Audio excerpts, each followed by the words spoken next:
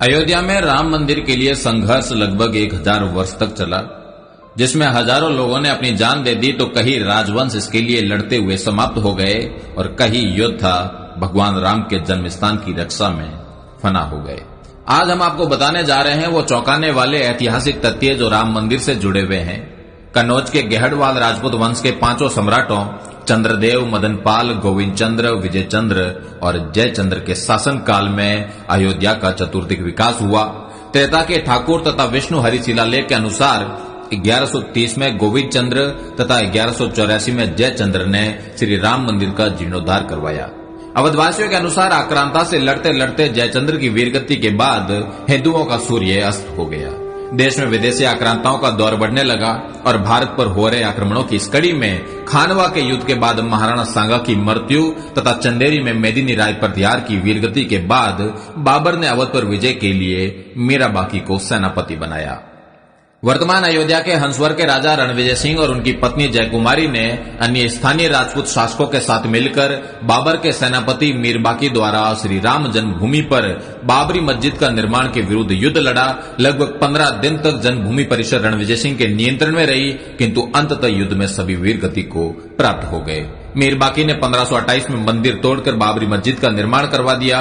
1678 से 1707 में औरंगजेब के समय पर राजेपुर के ठाकुर गजराज सिंह, सिसिंडा के कुंवर गोपाल सिंह, ठाकुर जगदम्बा सिंह, बाबा केशवदास और हजारों राजपूतों ने राम जन्मभूमि के लिए दर्जनों लड़ाइयां लड़ी। ठाकुर जगदम्बा सिंह का बलिदान तो आज भी अवध की लोक कथाओं में अमर है। बाबर की मृत्यु के बाद मुगल सत्ता में जयपुर के शासकों का हस्तक्षेप अधिक रहा। काशी, मथुरा, वृंदावन सहित उत्तर भारत के ये सभी धार्मिक स्थल मान सिंह जी की जागीरी में आते थे।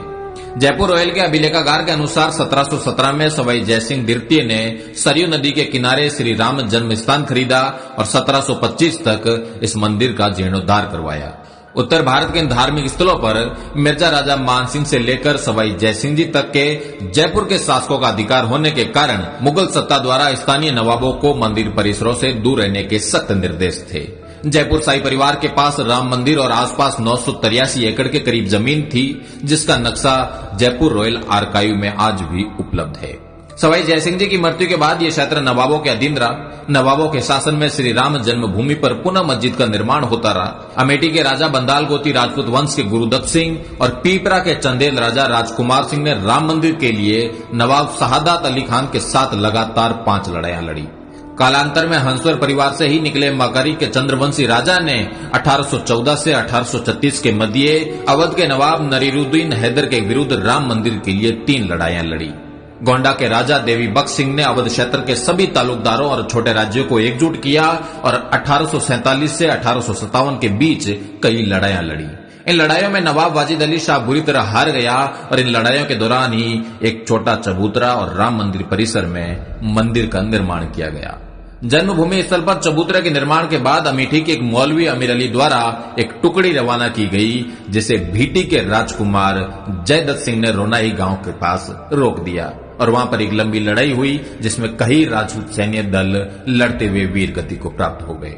1857 की क्रांति के बाद ब्रिटिश सरकार ने मंदिर परिसर पर भविष्य में विकास कार्यों पर रोक लगा दी। देश आजाद हो गया, किंतु 1000 वर्षों तक चल रहे संघर्ष ने विराम नहीं लिया। राम मंदिर आंदोलन के जनक मेवाड़ के वीरम देवोत राणावत महंत दिग्विजय नाथ जी ने इस आंदोलन को संगठनात्मक स्वरूप दिया और 1969 में अपनी समाधि से पूर्व तक अनवरत इस काम में कार्यरत रहे। उत्तर प्रदेश के तत्कालीन मुख्यमंत्री वीर बहादुर सिंह रघुवंशी ने 1 फरवरी 1986 में पहली बार राम मंदिर के ताले खुलवाए। 1949 में केंद्र तथा राज्य सरकार पर विवादित ढांचे से प्रभु श्री राम की मूर्ति हटाने का दबाव था।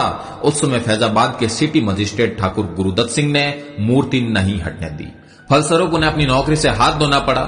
निर्मोही अखाड़े के संतों के बाद शायद अशोक सिंघल पहले प्रमुख हिंदू नेता है जिन्होंने स्वीकार किया कि ठाकुर गुरुदत्त सिंह के योगदान ने राम जन्मभूमि के इतिहास की दिशा बदल दी और राम जन्मभूमि पर नियंत्रण के लिए हिंदू संघर्ष की समय रेखा में एक मील का पत्थर स्थापित किया।